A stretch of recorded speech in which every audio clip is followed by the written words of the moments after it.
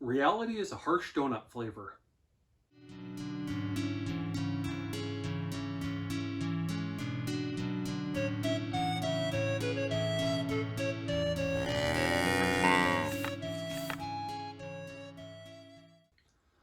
Hi everyone, I'm Jacob, I'm the Cowhat Librarian, and I'm here today to talk to you about The Doughnut King by Jessie Janowitz. Now, this is the sequel to the absolutely fantastic donut fix that I talked about in a previous video. So be sure to watch that one. I'm sure there will be a link in the description and possibly at the end of the video as well. As The Doughnut King starts, months have passed since the end of the first book. Tris is busy running his one-man donut shop, although it's expanded slightly. He's gotten some more help from his family and his friend Josh, and he's expanded it slightly as well. The donuts are still much the same, but he's expanded the variety of filling flavors to include butterscotch and vanilla, and he's created a new business model, a fill-your-own model, where he has the pastry guns that fill the donuts, and people who buy a donut get to squeeze their own filling into the donut, and it quickly becomes so popular that he doesn't make much in the way of pre-filled donuts anymore. But he's hit a plateau. You see, Tris can only make so many donuts. He's still a kid in school, and even with help from his family members, there's only so much he can do. Well, Tris has made a website, well, his friend Josh has made a website to keep track of their donuts and such, and there's a place for comments on the site. And one day Tris starts looking through the comments, and previously he's only seen positive comments, and he saw some pretty negative ones there about the donuts availability, and that they're out at a ridiculous time each day, and I went all the way out there, blah, blah, blah. And he takes them personally, and he learns from his friend Josh that Josh has been systematically deleting the bad comments so Tris doesn't have to see them. Well, Tris is pretty disappointed, and he'd like more people to be able to eat his donuts as well. And he tries to think of ways to do that. And one thing he thinks of is getting a donut making robot. Apparently, in his universe, there are robots that can speed up many of the tedious tasks of making donuts and would allow him to produce more. And so he writes a letter to a businessman who's known to invest in small companies to see if he'll invest and buy Tris a donut robot so he can expand things. He eventually gets a sort of a form letter saying, no, I'm not giving you the money, but thank you for sending me this business opportunity. And Tris is fairly disappointed. Well, at the same time, some not so great stuff is happening around Petersville. They're losing people, and his mom's restaurant isn't doing so well, and she and Tris's dad are talking about cuts to the menu and things they can do to make it more profitable. And there's a big town meeting, and people are speculating about whether it might be a new ice rink or arena or something else, and there's talk of the post office closing down.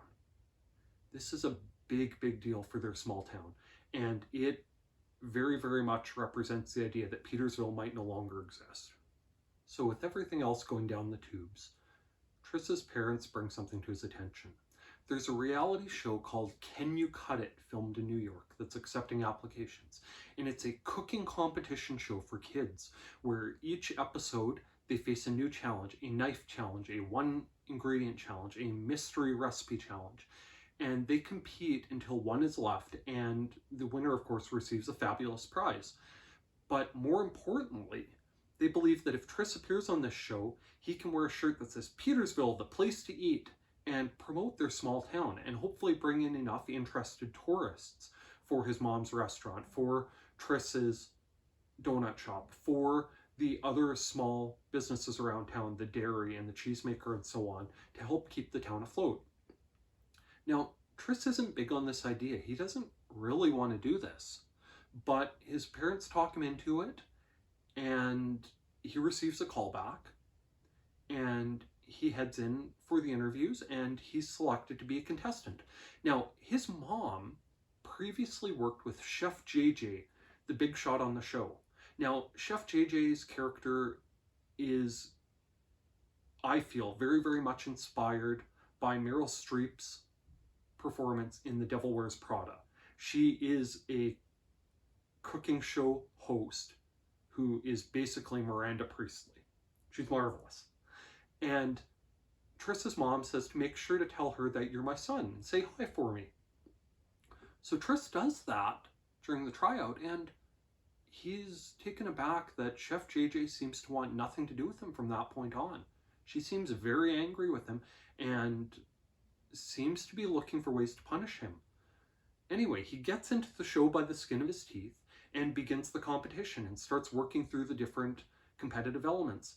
He survives the knife skills episode barely. He makes a 1-ingredient chocolate mousse that slides through the 1-ingredient challenge because another contestant made dry fried Szechuan green beans that were so ridiculously overspiced that they nearly made Chef JJ sick.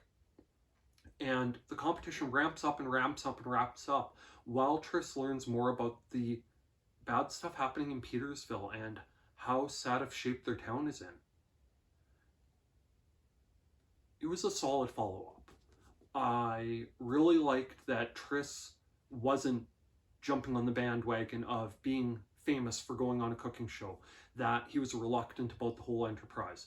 I liked that there was the friction between Chef JJ and Triss's mom and Triss in the end, that there wasn't this smooth, easy path for him. They really piled on the obstacles here, and I was impressed that Janowitz did such a good job of it.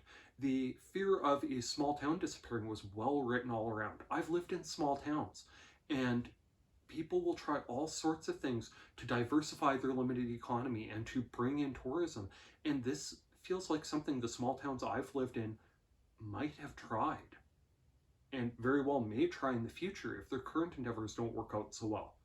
It was great, and I highly recommend it. If you like the donut fix, continue on to the sequel wholeheartedly.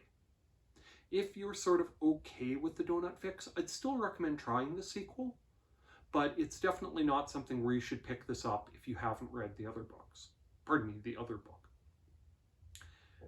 Now, with all that said, there are spoilers ahead because I have to talk about the deal breaker.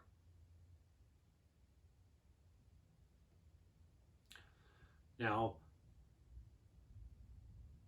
I was baffled as to why Triss's mom thought speaking to Chef JJ about Triss's relationship with her was a good idea.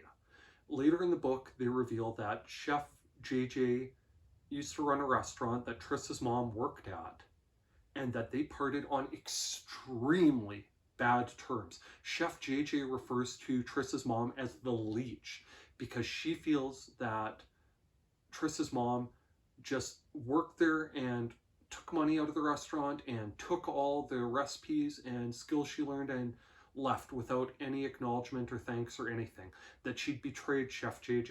And Triss's mom replies to this later on when she learns about it by saying that she and her friend who left at the same time meet up every year and have a really nice drink together to celebrate the fact that they no longer work with her.